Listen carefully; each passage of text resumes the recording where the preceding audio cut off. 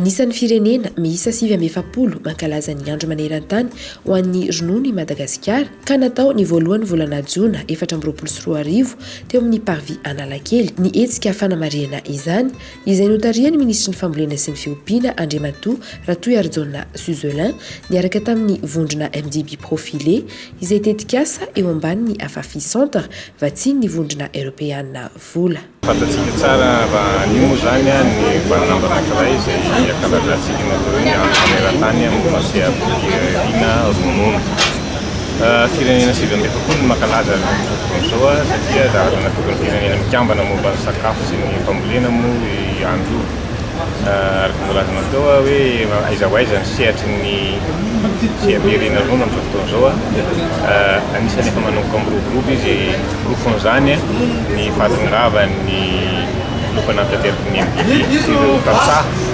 ary ireo mpisehatra mpanodina sy mpivarotra ronono amin'ity vaninandro an'io ity. Zany nefa hitantsika fa mbola ambany dia ambany ny ataontsika hoe tany fihinanana ronono eto amintsika satria tsy mihoatra ny 7 litatra isan'olona isan-taona araka mbola tamin'ny kabary teo. Efa misy ny ezaka vita amin'ny alalan'ireo fandaran'asa maromaro izay miaraka amintsika eto ihany koa zany ny ataontsika hoe chef de mission zany fandaran'asa zany izay vatsiny ny vondrona européenne vola misy dingana vita tamin'ny voalohany ary amin'izao fotoana izao tsika dia miditra amin'ny dingana faharoa. Fantatsika tsara fa matoantsika miditra amin'ny dingana faharoa zany dia nahitana vokatra ny teo aloha fa mendrika ny hanomezana azy zany. Zava-dehibe araka izany ny fampiroboroboana ny lalam-piariana ronono, dingana anatrarana ny tanjona amin'ny fahavitantena ara-tsakafon'ny malagasy. Izany koa dia anampiana ireo tantsaha-mpamokatra mpiopy amin'ny fitadiavana lalam-barotra ho an'ny rojo-piariana ronono fa indrindra ahafana manampy amin'ny fanodinana ny ronono ho lasa vokatra hafa toy ny fromage, yaourt sy ny sisa izay manana kalitao tsara sy manaraka ny fenitra. Dingana lehibe ao anatin'ny fanatsarana ny kalitaon'ny ronono izao hetsika izao satria miainga amin'ny fikarakarana ny ren'omby, ny fahasalamany sy ny sakafony ary ny fandrindrana ny fiterahany hatramin'ny fanatsarana ny taranak'omby.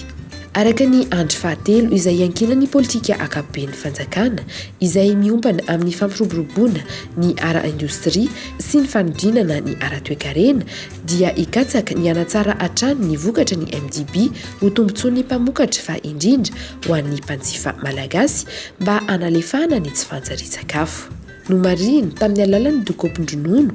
ny fankalazana ho fanehoana fa ilain'ny vatan'ny olombelona ny ronono ary anisany mitondra hery fiarovana, fahasalamana ary tanjaka ho antsika. Nisy ihany koa ireo trano eva maro nentina nampiratina ireo vokatra maro isan-karazany azo avy amin'ny ronono, ireo toby mpamatsy ronono manaraka ny fenitra sy tsara kalitao. Teo ihany koa ny andrana fanehoana mivantana ny fitiliana ny kalitaon'ny ronono izay nataon'ireo teknisianina eo anivon'ny MDB profilé teo an-toerana. Nasainy telo zay tena hoe nanoana ty lalam-piariana ronono ty dia fandaran'asa azaha nanomboka hatramin'ny 2015 ka hatramin'izao fotoana izao amin'ny alalan'ny fandaran'asa tetikasa profilé ary mbola nahazo tohana fanodindray ny profilé miaraka amin'ny MDB no hanao anazy hatramin'ny 2027. Porofo zany fa tena mbola misy zavatra amboarina bebe ty lalam-piariana ronono ty zany eto Madagasikara ary manatanteraka an'izay tetikasa izay dia ny ministera ny fambolena sy ny fiompiana zany efa voazava teo ihany ireo dingana isan-karazany sy tena hoe mila atao ezaka indrindra ny eo amin'ny resaka sakafo zany satria misy zao miaraka amin'ny ministera izay vatsiny vondrona européenne koa fametrahana an'ireny hoe culture fourragère à grande échelle reny any amin'ny faritra bongo lava, faritra kasobe ohatrany amatsiana sakafo an'ilay omby satria ireo omby ireo raha vao tsy misakafo sy tsy misotro rano na tsara taranaka ohatra n'inona tsy manome an'izay hoe quantité ana ronono tedavina sy ny atsara an'ilay ronono tena ilain'ilay mpanodina zany indrindrindrindra hoe mba hihinana fromage tsara tsika, mba hihinana yaourt tsara ohatrany mba any ivelany reny ary indrindrindrindra raha hitantsika zao ny resaka hoe ronono ohatra dia somary vitsivitsy ihany ohatra ny taloha tamin'ny centre commercial reny mbola nahitana an'ilay ronono amin'ny sachet fa zao dia anisany zany ezaka atao amin'ny alalan'ity famatsiam-bolo ty fametrahana an'ilay centre de collecte de vente zany hoe misy ronono dia mandeha test ilay izy tsisy zany hoe ronono tapoka fa tena hoe arakalitao ny ronono dia any ny olona no mamatsy any olona zany mividy dia zareo no mamatsy ronono any koa ireo mpanao transformation mila an'le ronono ara-kalitao no mividy zany rehetra zany zany rotsom-piariny zany zany a tena hoe mila amboarina vao tonga tanterakatsika amin'ny hoe ronono ara-kalitao sy araky ny abetsana. Raha ny fatra Analamanga sy Itasy ary no nisitraka ny dedikasa teo aloha dia isandrahaka ho any amin'ny fatra Vakinankaratra izany satria anisan'ny sokitra ronono iny fatra iny. Ronono mahavelona ny rehetra.